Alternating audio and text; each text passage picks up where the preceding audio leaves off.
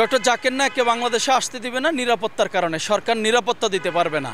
এই কারণে ডক্টর জাকির নায়েক একজন ইসলামী স্কলার্স, আপনারা জানেন সারা পৃথিবীর, সেই মানুষটিকে বাংলাদেশে আসতে দিচ্ছে না নিরাপত্তার অভাবের কারণে।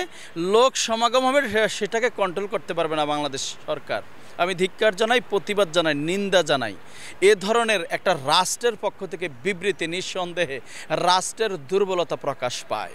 একজন মানুষ, আপনি একজন স্কলার্সকে বাংলাদেশে নিরাপত্তা দিতে পারবেন না। আমার প্রশ্ন জাগে, শঙ্কা জাগে, আমি আতঙ্কিত। ৩০০ আসনে এই সরকার কিভাবে নির্বাচন করবে এবং নিরাপত্তা দিবে? ব্যর্থ। ইতিমধ্যে আপনারা দেখেছেন চট্টগ্রামে নির্বাচনী প্রচারণায় একজনকে গুলি করে মারা হয়ে গেছে অলরেডি। তাহলে এই সরকারের হাত দিয়ে আমরা কিভাবে একটা সুন্দর পরিচ্ছন্ন একটা ভয়হীন নির্বাচন উপহার দিবেন, আমার প্রশ্ন জাগে। ইতিমধ্যে আপনারা জানেন প্রায় ৫০,০০০-এর মতো বৈধ লাইসেন্স আছে, যেটা বাতিল করেছে সরকার। গত সরকার লাইসেন্স দিয়েছিল প্রায় ৫০,০০০ বৈধ, তার মধ্যে সবগুলো বাতিল করে জমা দেওয়ার জন্য বলেছে। মাত্র ৩০% জমা দিয়েছে, ৭০% এখনো জমা দেয়নি। প্রতিনিয়ত আমরা আজকে শঙ্কিত। সঠিক নির্বাচন কি হবে? সুস্থ নির্বাচন কি হবে?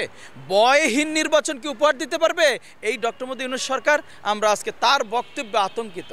একজন ইসলামী স্কলার্সকে নিরাপত্তা দিতে পারবে না, জনসমাগম হবে। তাহলে কিভাবে আগামী দিনে একটা সুন্দর নির্বাচন উপহার দেবে, আমার প্রশ্ন জাগে।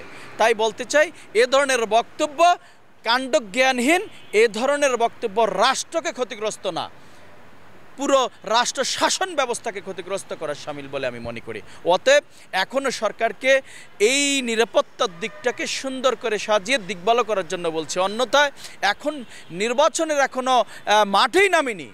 এখনই যদি আমরা নিরাপত্তাহীনতা থাকি, শঙ্কিত থাকি, আতঙ্কিত থাকি, তাহলে কিভাবে আমরা ভয়হীন একটা নির্বাচন করব?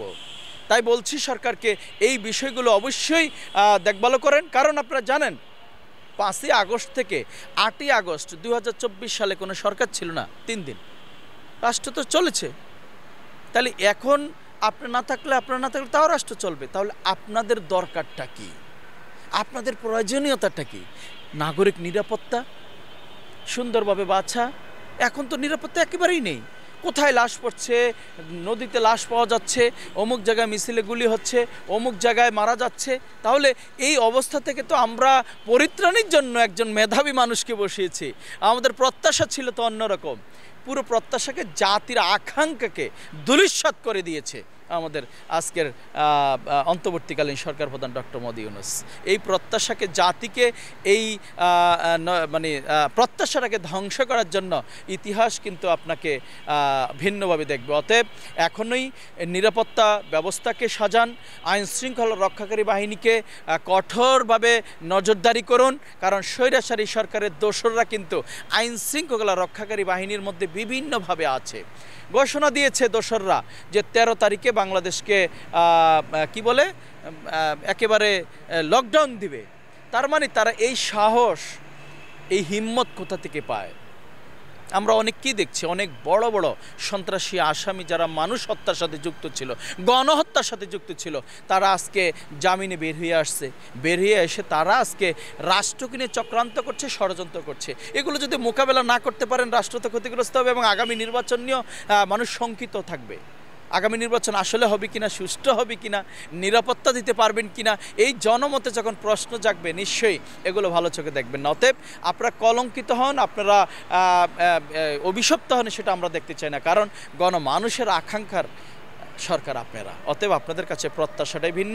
এখনই বলছে আইন শৃঙ্খলা রক্ষাকারী বাহিনীকে কঠোর নিরাপত্তার এবং নজরদারির মধ্যে রেখে রাষ্ট্রকে নিরাপত্তার বেষ্টনীতে আনেন, তাহলেই কেবলমাত্র একটা সুন্দর নির্বাচন উপহার দেওয়া সম্ভব, আমার দৃঢ় বিশ্বাস।